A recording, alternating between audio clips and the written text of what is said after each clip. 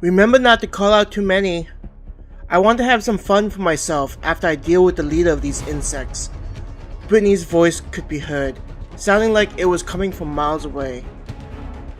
The last time she was able to flex her powers was when they were in the past, and Queen felt like she wasn't able to show off what she was capable of. This time, Queen wanted her master to see how wonderful she was.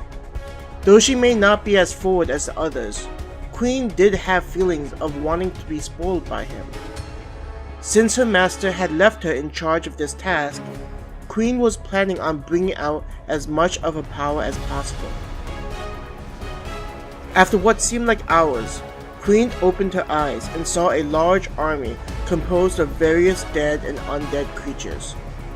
All of them were grouped together based on what they were and organized into formations. An undead knight approached Queen on a horse.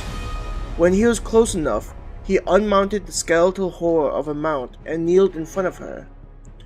"We have answered your summons, mistress." Its ethereal voice called out to her. Even kneeling in front of her, the sound of its voice seemed to call from beyond the void. Approaching the knight, Queen slid her hand down the side of its helmet. The metal was arctic to the touch and would harm any other than her and her master. She admired how formidable this creature looked, as if it could withstand entire armies on its own. "There are those who have dared to defy my master, even attempting to harm him." Hearing her words, the openings in the knight's helmet where eyes would normally be seen glowed with a deep blue light. Leaning her head forward so her mouth was near its head, she whispered, "They have come with an army behind them to destroy the Elven Kingdom. My master wishes to stop them, but I wish for them to be slaughtered. Will you do this for me?" Behind the knight, her army of minions wailed in anger. Queen knew that they craved for the blood of her enemy, and would accomplish it without fail. Mimicking their anger at the insolence of this foe, the temperature plunged and covered the area around them in frost. She imagined that a normal human or elf would have their souls sucked out of them if they were near. The power of the dead was that high. Queen got up and walked away from the kneeling knight. When she turned towards it, the knight got back on its feet and mounted the horse. Pulling on the reins, the horse turned towards the army, who were still wailing. As one, the entire army of dead turned around in time to witness the demon army approaching. The enemy's forces seemed to pause, surprised to see an army in front of them, let alone one entirely composed of the dead. Queen watched two forces stare at one another, both refusing to back away from the other. She admitted that the demons were strong and would be undefeatable if they faced a regular military force. Grinning, she thought, "Let us see how they handle themselves at the big boy table." From the rear of the demon army, a beam of energy came roaring out with no warning.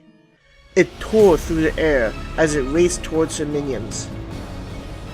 "Do not underestimate me," Queen smirked at the powerful beam and watched as it crashed into a barrier. The night was lit up with various bright colors as the energy tried to penetrate the shield.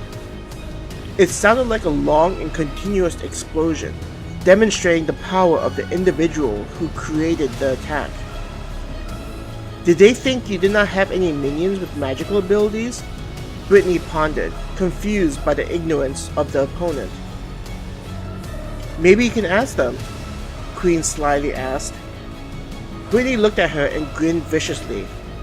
"I think they will be too busy screaming." The flashes of light died down as the attack ended. There was a stillness to the surrounding area. In the middle of her forces, the knight raised up his sword and pointed it towards the sky. Bringing the blade down, it stopped, pointing towards the enemy. Shrieks and moans were barely drowned out by the thunderous sound of undead running towards its prey. The first to reach the enemy were large skeletal dragons, flying down and breathing poisonous gas down upon them. Wherever the toxic cloud landed, there were demons that were screaming in pain and curling up on the ground. With how potent the poison was, there were some who watched as their skin began to slough off in sheets. A crashing noise could be heard as skeleton warriors rushed into the fray, hacking and slashing anything in front of them without any concern for themselves. Shaking away the initial shock of how ruthless the undead was, the demon soldiers began to fight back.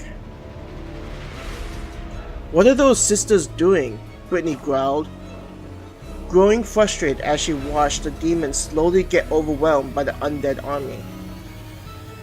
"They are doing their job. You just be ready to act when they accomplish their task," Queen answered without taking her eyes from the battle. She smiled as a Cyclops crushed tens of demons with his club. "You do not think that they would try and kill the demon before telling us, right?" Brittany asked, suddenly remembering that the sisters were created for assassination in addition to covert tasks. "They are not like you, Brittany," Queen tried to reassure her. What Queen didn't tell Brittany was that she wasn't entirely sure if they would do the task assigned to them. With their power, handling a single demon wouldn't be much trouble. "Those sisters are troublesome in different ways compared to you," Queen thought to herself.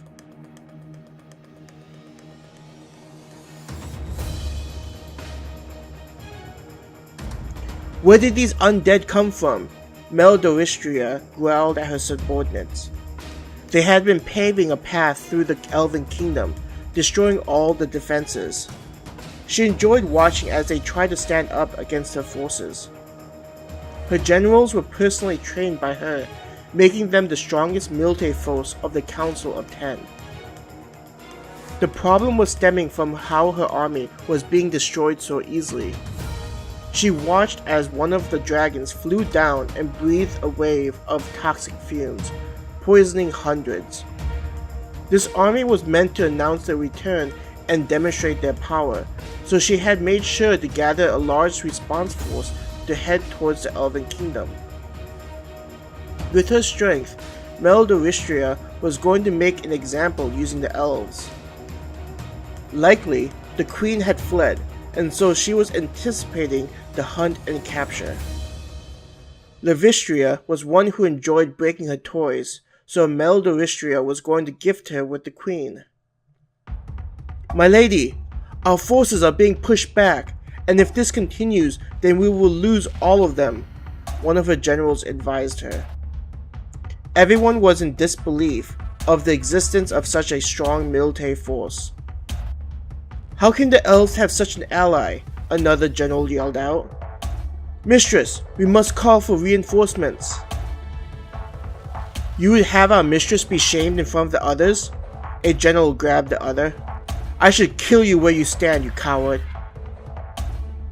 "Have they betrayed us?" A general slammed a fist on the table. "What would you have us do, mistress?" her aide asked, sounding worried. "We are rulers of this world. How are we losing?" She screamed at the incompetence of her army. "I am going to be the laughingstock of everyone if I am defeated here," Meldoristria cursed, thinking of facing Dominaster and being lectured by him for going out without consulting the council. "Found you," a voice whispered into her ear in a cheerful voice. Meldoristria leaped out of her chair, just in time to dodge a large dagger which penetrated the back side of the seat. The force of the dagger was strong enough to have killed her in a single blow. "Assassin!" Everyone yelled out in alarm and went to protect Meldoristria. As she was being surrounded, she could feel a sudden killing intent directed at her. Twisting her body to the side, she felt a whistling noise and sting on her cheek. There was a gurgling noise behind her, which turned out to be one of her personal guards with a massive arrow embedded in his throat.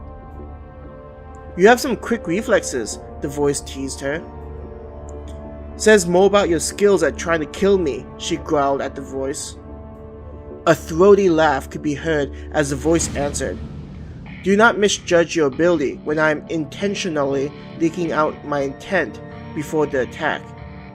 After what you people had done, I thought it was appropriate to play with you before I let the others know where you were. What are you talking about? Meldoristria was looking around, trying to pinpoint the location of the voice. Every time she thought she nailed where the sound was coming from, it changed location. She felt like she was being played with by someone far stronger than her. You attacked my master, and then sent us into that mana crystal. Though the voice sounded cheerful, there was a razor edge to it. You were with that boy! She screamed at the voice, as it clicked inside her mind. Boy? I find it amusing to listen to such an insignificant creature call my master boy. The sound seemed to originate behind her, causing Meldoristria to whirl around. Ah! There was a pain in her shoulder. Looking down, she saw an arrowhead had pierced through her shoulder.